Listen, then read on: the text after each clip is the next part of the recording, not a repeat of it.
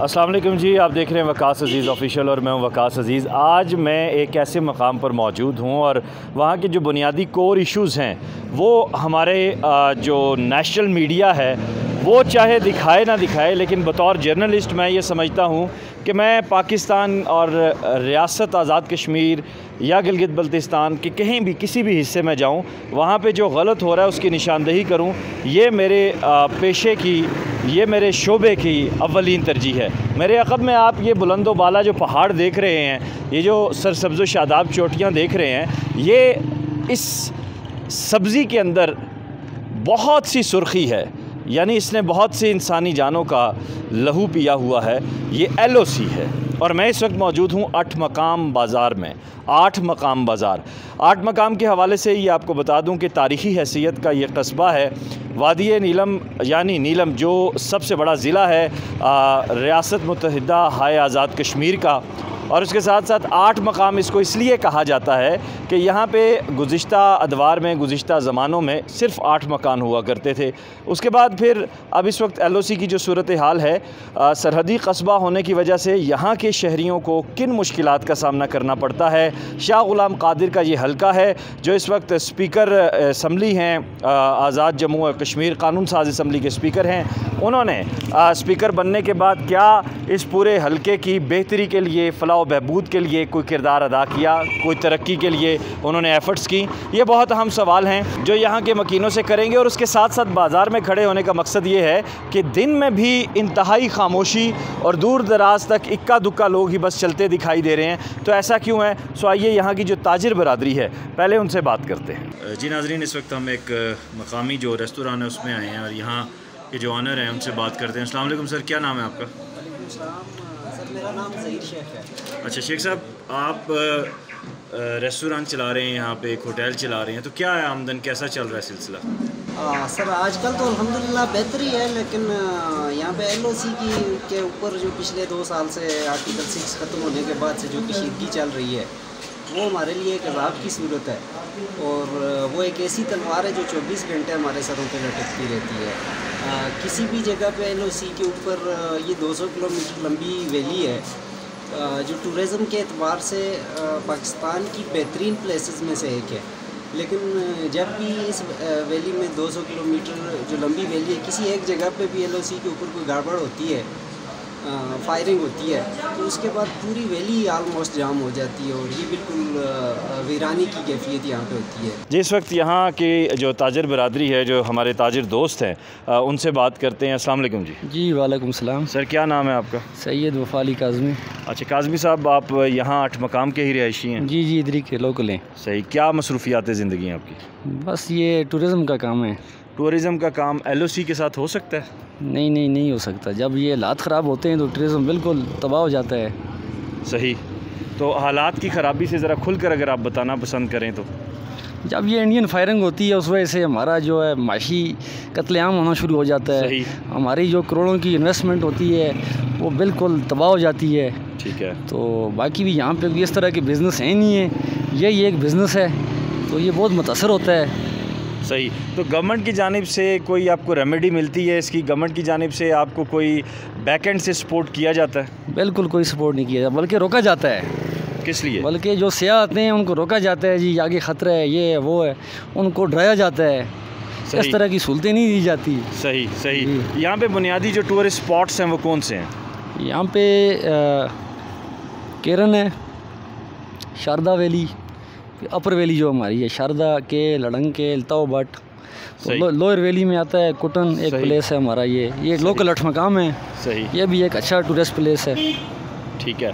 तो अंदाज़न कितने सयाह आते हैं जब मौसम अच्छा हो और हालात भी ठीक हों? फिर तो ये लाखों में आते हैं ना, उनकी तो फिर वो कोई गिनती होती ही नहीं है ना। सही सही। तो कैसे फैसिलिटेट करते हैं उनको आप? प्राइवेट आपके गेस्ट हाउसेज़ हैं या गवर्नमेंट की जानिब से, PTDC की जानिब से? नहीं, यहाँ पे तो प्राइवेट गेस्ट हाउस हैं। ठीक है। प्राइवेट जो सिस्टम है वो ठीक जा रहा है, तो गवर्नमेंट की उस तरह की सपोर्ट जिस तरह होनी चाहिए वो नहीं मिल रही, टूरिज़्म को नहीं मिल रही। वो शाह गुलाम कादिर जो आपके स्पीकर हैं कानून साज असम्बली के, उन्हें तो सपोर्ट करना चाहिए। उन्होंने तो कभी सोचा ही नहीं है ना कि टूरिज़्म को यहाँ पे प्रमोट किया जाए। हालांकि यहाँ पे तो बहुत स्कोप है ये टूरिज़्म का जो है ना। गवर्नमेंट यहाँ पे अगर गेस्ट हाउस बनाए तो सैकड़ों जो है लोगों को रोज़गार वो उस तौर तरीके से मिल सकता है, उनकी एडजस्टमेंटें हों। वहाँ पे एक गेस्ट हाउस बनाए 10-20 लोग उसमें एडजस्ट हो सकते हैं, 10-20 घराने उसमें जो है अकोमोडेट हो सकते हैं। सही। तो ऐसा तो कोई, बल्कि उन्होंने जो हमारे गवर्नमेंट के गेस्ट हाउस हैं वो तो इतनी नॉर्मल रेट पे जो है वो बाहर से कोई लोग ला के उनसे भत्ता वसूल कर रहे हैं, वो उनको दिए हैं, इस पे लीज़ पे दिए हुए हैं। सही। तो बाहर से लोग मतलब ठेकेदार, हाँ ठेकेदार मुख्तलिफ इलाकों के, कोई पिंडी का है, कोई मरी का है, जगह जगह के हैं, तो यानी मकामी जो सनत है उसको नुकसान दे रहे हैं। नुकसान दे रहे हैं। बिल्कुल सही सही। ये एक अजीब व गरीब पॉलिसी होती है जब आप टेंडर्स भरते हैं और आप अपनी मनपसंद के लोगों को नवाजना चाहते हैं और दिहाड़ियाँ लगाना चाहते हैं। एक और हमारे दोस्त यहाँ मौजूद हैं। अस्सलाम वालेकुम जी। वालेकुम सलाम। क्या नाम है सर आपका? हाँ, वसी ख्वाजा है सर। क्या करते हैं आप? सर पहले तो मैं जॉब कर रहा था, फिर छोड़ के अभी मैंने ये होटल स्टार्ट किया हुआ है और as a social media activist भी यहाँ पे नीलम वैली के अंदर अपने जो लोकल मसाइल वगैरह उनको हाईलाइट करते हैं। तो क्या मसाइल हैं यहाँ के लोगों के? यहाँ पे आपके यहाँ नीलम वैली को मसाइलिस्तान कह लें। एक तो सबसे पहले जो बड़ा मसला है हमारे जो वसाइल हैं उसकी लूट मार है। ये सामने आप देख सकते हैं हमारे जंगलात हैं, इसका बहुत बेदरे कटाव किया जा रहा है। जब भी लकड़ यहाँ से निकासी होती है, गैर कानूनी निकासी होती है, हम पूछते हैं, रोकते हैं, पता चलता है फ़लाँ मिनिस्टर साहब की है जी, फ़लाँ एमएलए साहब की है जी, ये शाह साहब का बंदा है, ये फ़लाँ का बंदा है। उसके बाद पानी जो है, हमारा पानी तो हमारा है लेकिन उस पर हमारा हक़ नहीं है। ये मेरे पास एक बिल है, नीलम वैली के दरिया पे हाइड्रोल प्रोजेक्ट लगा हुआ है नीलम झेलम, ठीक है, उसके यहाँ पे बिजली बन रही है, ज़मीन है हमारी, पानी हमारा, होना ये चाहिए था कि हमें बिजली दी जाती, लेकिन ऐसा नहीं है। यहाँ से बिजली जा रही है रावलपिंडी इस्लामाबाद, ठीक है, पाकिस्तान को वो रोशन कर रही है, लेकिन आप देख सकते हैं इस बिल के ऊपर हमें जो चीज़ नहीं मिल रही है उसका भी टैक्स लिया जा रहा है। उसके बाद इस बार इन्होंने यहाँ पे फ्यूल प्राइस एडजस्टमेंट के नाम पे 910 रुपये, मैं एक छोटा ताजर हूँ, ये एक महीने का बिल है मेरा 22,000 रुपये, 910 रुपये इन्होंने टैक्स डाला हुआ है, उसके मिला के 25-30 हज़ार रुपये यहाँ पे बिल आती है। उसके बाद जो हमें बदले में कुछ मिलता है वो बिल्कुल सिफर है, ना होने के बराबर, ठीक है। उसके बाद जड़ी बूटी, उसकी बहुत ज़्यादा यहाँ पे स्मगलिंग है। जो हुकूमती नुमाइंदे हैं या ज़िली इंतज़ामिया बराबर के मुलव्वस हैं, उसमें जो भी आ जाते हैं, ठीक है। उसके बाद कीमती जो पत्थर हैं, मेरे पास पूरा रिकॉर्ड पड़ा हुआ है, नीलम वैली के अंदर से कीमती पत्थर दिन दिहाड़े वो लेके जा रहे हैं, ठीक है, कोई रियल्टी नहीं है। कौन लेके जा रहे हैं? यही जो हुकूमती ये सियासतदान हैं, इनके लोग हैं आगे मेल मिलाप करके। उसके बाद से मुराद कौन लोग हैं? शाह गुलाम कादिर, अभी जो सिटिंग गवर्नमेंट है मुस्लिम लीग नून, ठीक है, उनके इल्ज़ाम भी है कि मुबैना तौर पर ये इल्ज़ाम भी है कि जंगलात की कटाई और उसके साथ साथ दीगर जो स्मगलिंग है, क्या यह दुरुस्त बात है? बिल्कुल। यहाँ पे जब से ये शाह गुलाम कादिर साहब स्पीकर असम्बली बन के यहाँ पे आए हैं, हमारे जंगलात जो हैं 50% इन्होंने काट दिए हैं और स्मगलिंग रूज पे है। अगर हम लोग हमें मुतबादल कोई ज़राए नहीं दिए गए हैं यहाँ पे, हम लोग हैं यहाँ पे कोई गैस वगैरह नहीं है, बिजली का माकूल इंतज़ाम नहीं है। हम लोग अगर गलती से कोई दरख्त काट लें तो 60,000, 70,000, 1 लाख रुपए हम पे फ़ाइन डाला जाता है। और जो वो खुद काटते हैं, और जो वो खुद काटते हैं वो उसका तो कोई हिसाब ही नहीं है। फॉरेस्ट वालों का कोई चेक एंड बैलेंस नहीं है। फॉरेस्ट वाले वही आ जाता है लिफाफे वाली बात, ठीक है, पैसे लिए 1000, 5000, 10,000 रुपये लिए अपने जेब में रखे, उनको कोई परवाह नहीं होती है। कौन सा कीमती दरख्त पाया जाता है? सर यहाँ पे देवदार का दरख्त पाया जाता है। ये आप देख लें, ये पूरे जो ये पहाड़ ढके हुए हैं ये देवदार है। उसके बाद कायल होती है, लेकिन स्मगलिंग जो होती है सबसे ज़्यादा देवदार की होती है। क्यों है वो? क्या कितने का वो एक दरख्त बिकता है? हाँ, ये तो लाखों में बिकता है, क्योंकि इसकी जो एज होती है ये 100+ ईयर्स होती है देवदार की, और खुशबूदार लकड़ होती है, साफ़ सुथरी। फर्नीचर सबसे ज़्यादा देवदार का बनता है। सही सही। इसके अलावा और दीगर क्या मसाइल, जैसा कि भाई साहब ने टूरिज़म के हवाले से जिक्र किया?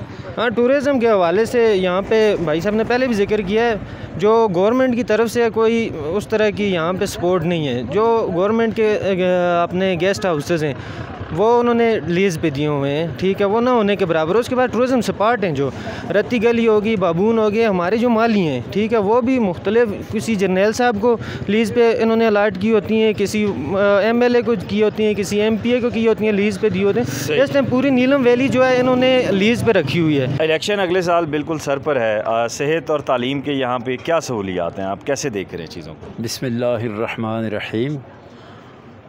सेहत और तालीम की सहूलियात, सेहत के लिहाज से तो यहाँ पे हुकूमती दावे तो बहुत ज़्यादा किए जा रहे हैं, लेकिन अफसोस से कहना पड़ता है कि जो दावे किए जा रहे हैं उनका जो है वो सबूत वो नहायत ही मस्बत नहीं बल्कि मनफी है। सही, उसकी वजह क्या है? उसकी वजह ये है कि जिन लोगों के ये ऑर्डर करते हैं वो लोग साहिब सरवत होते हैं, साहिब रसूख होते हैं, और वो अपनी तनख्वाह यहाँ से लेते हैं, ड्यूटियाँ वो कहीं करते हैं। मिसाल के तौर पे आप ये डॉक्टर से हम MS से पूछें कि कितने लोगों की यहाँ तैनाती है और यहाँ पे डॉक्टर्स हैं कितने मौजूद, ड्यूटी कितने कर रहे हैं, वो आपको डिटेल इसकी पूरी दे देंगे। MS साहब मौजूद हैं। यानी जो सुबह यहाँ का कश्मीर का जो महकमा सेहत है उसका किसी किस्म का चेक एंड बैलेंस नहीं है। दीगर मसाइल के साथ साथ एक बहुत बड़ा मसला ये भी देखने में आ रहा है। अच्छा, उसके साथ साथ ये बताएं कि जब फायरिंग वगैरह होती है, लोग ज़ख्मी होते हैं, शहीद होते हैं, तो क्या कोई खुसूसी इंतज़ामात किए गए हैं सेहत के फौरी तिब्बी इमदाद देने के? देखें जी, खुसूसी इंतज़ामात तो ना ये कर सकते हैं ना कुछ हो सकते हैं। वो तो अपनी मदद आपके तहत जिसके पास जो कुछ हो सका वो किया जा सकता है, लेकिन कोई ख़ास कोई इमरजेंसी ऑपरेशन वगैरह इस किस्म की यहाँ सहूलियात नहीं है। गो के मशीनरी हर चीज़ की यहाँ पे मौजूद है, लेकिन उनको ऑपरेट करने वाले, उनको चलाने वाले वो मफकूद हैं। सही। जो तालीम की कैसी यहाँ पे सहूलियात है? तो यही हाल है तालीम का भी। बहरहाल अपनी तरफ से ये कश्मीर को तो बहुत एजुकेटेड समझा जाता है। प्राइवेट सेक्टर जो है ये तो अपनी तरफ से बहुत बड़ा बोझ उन्होंने उतारा है सरकारी इदारों से। सरकारी दराजात भी इस कदर नहीं हैं, गो के जो हैं भी वहाँ पे भी सहूलियात नहीं हैं। सहूलियात इसलिए नहीं है कि वो एक पैकेज का फ्रॉड किस्म के एक पैकेज का ऐलान किया गया था कि मिडिल स्कूल का अमला हाई स्कूल को ऑपरेट करता है। वहाँ पे टोटल 2 असामियाँ मज़ीद दी, 3 असामियाँ, एक क्लर्क की, एक हेडमास्टर की और एक इसकी साइंस टीचर की। बाकी वही अमला पूरा नहीं है। फिर इसी तरह कॉलेज का जो डिग्री कॉलेज का मामला है, यहाँ पे लेक्चरर्स, प्रोफेसर्स वो मुकम्मल उनकी ना तो हाज़िरी होती है और ना उनका चेक एंड बैलेंस होता है, इसलिए कि वो साहिब रसूख होते हैं। सबसे ज़्यादा गर्ल्स कॉलेज है। गर्ल्स कॉलेज का तो नहायत ही जो है वो बुरा खस्ता हाली है। गो के प्रिंसिपल यहाँ पे मुकामी है, ज़रूर प्रिंसिपल यहाँ ही के मुकामी हैं, लेकिन उनके बात से भी बाहर है कि वो अपने लेक्चरर्स को यहाँ पे हाज़िर कर सकें या करवा सकें। ना वो कर सकते हैं ना वो करवा सकते हैं। बाबा जी ने काफ़ी गुफ्तगू की और जो बुनियादी कोर इश्यूज़ हैं उनकी जानिब निशानदेही की है, लेकिन सेहत और तालीम जो बुनियादी सहूलियात हैं उनको यहाँ तक क्यों नहीं पहुँचाया जा रहा। 8 मकाम में अभी ये मेरा पहला पड़ाव है।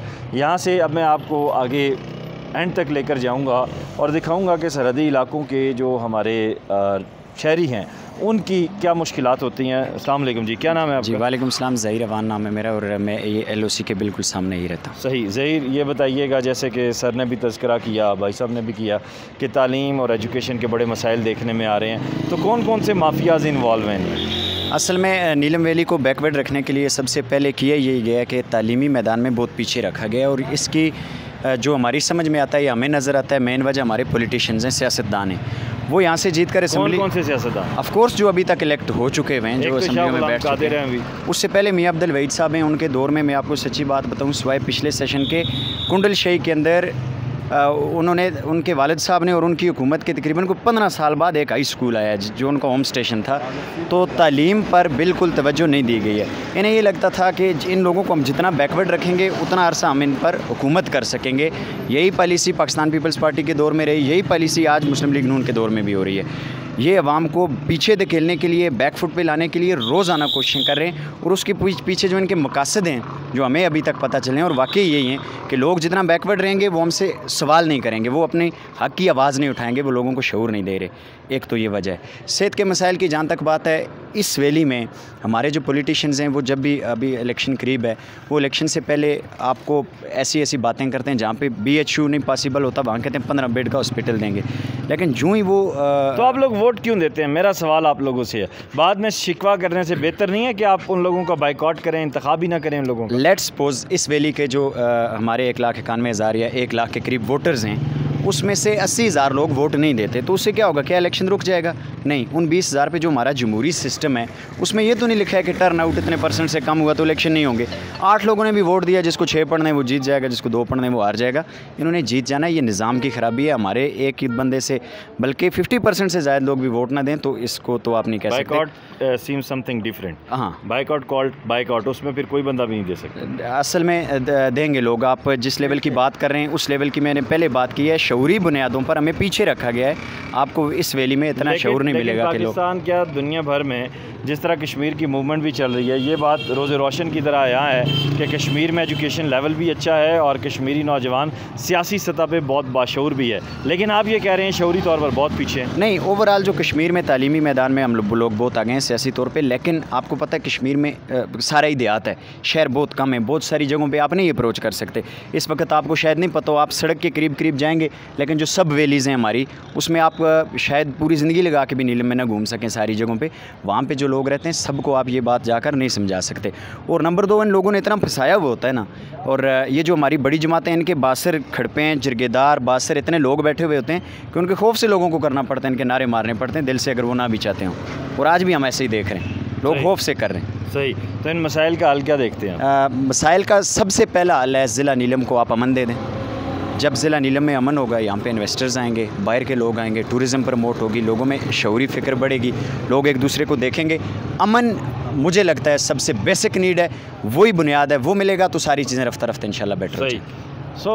बुनियादी जो इश्यूज़ हैं इस इलाके के, बज़ाहिर से तो हम वो विज़िट करने के लिए आते हैं, घूमने के लिए आते हैं, लेकिन मैंने कहा ना कि ये जैसे सरसब्ज़ आपको वादी दिखाई दे रही है, इसकी बुनियाद में बहुत सा लहू भी जमा है। और जब LOC खुलता है, जब खुदा ना खास्ता क्रॉस फायरिंग होती है, तो दोनों जानिब से जो कश्मीरी हैं वो हिट होते हैं, ज़ख्मी होते हैं, शहीद भी होते हैं। हम बुनियादी ख्वाहिश है, हम सब की ख्वाहिश है, लेकिन जो इलाके के बुनियादी इश्यूज़ हैं, जिसमें सेहत है, जिसमें साफ़ पानी है, जिसमें तालीम है, जिसमें रोज़गार के मौक़े हैं, ये सब मकामी हुकूमत का फ़र्ज़ बनता है कि वो लोगों को फैसिलिटेट करे और उनके लिए ज़िंदगी आसान बनाने की कोशिश करे, ना कि ख़त्ते गुर्बत का फैलाव बढ़ाते हुए 100% तक कर दे।